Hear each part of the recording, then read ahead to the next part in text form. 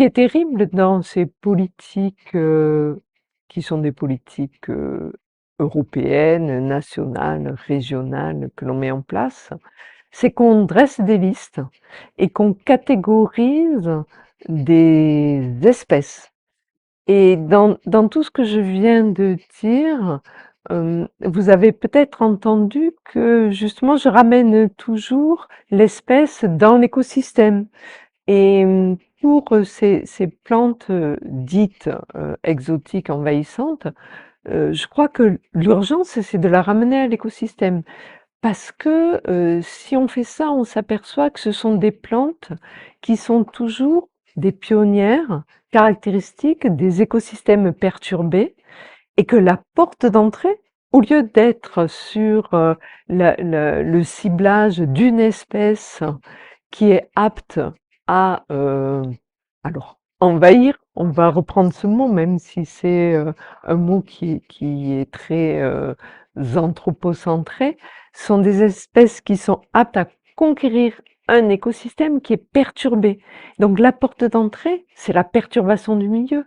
Et cette perturbation du milieu, en général, c'est l'homme qui l'a apportée.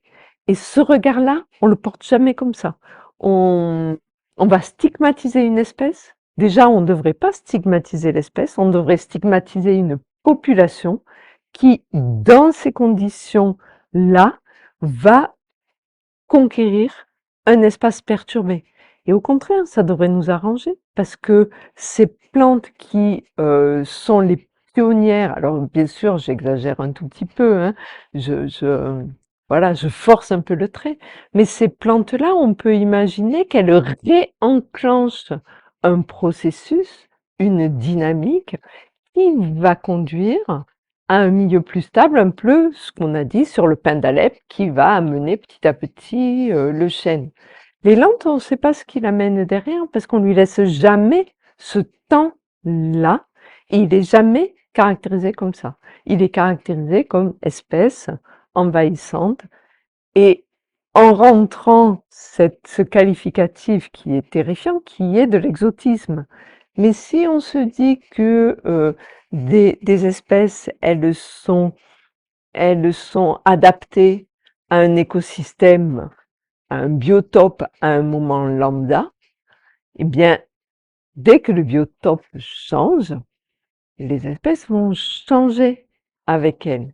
Et aujourd'hui, on est en plein dans ce changement du biotope, du fait des changements climatiques en premier lieu, qui fait que forcément les espèces vont changer. Et si on revient à la Méditerranée, permettez-moi ce petit clin d'œil-là, parce que les scientifiques, bien sûr, se battent sur ces questions-là, de qu'est-ce qui est exotique, qu'est-ce qui ne l'est pas.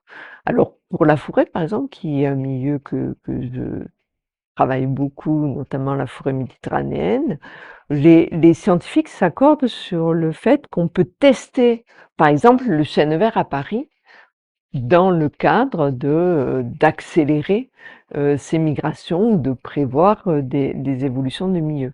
Mais si nous, en Méditerranée, on nous laisse pas tester des chênes italiens ou des chênes espagnols, je vous rappelle qu'on est face à la mer, hein, ce qui est plus bas que nous, c'est l'Espagne, l'Italie, voire l'Afrique du Nord, mais au-delà de nos frontières.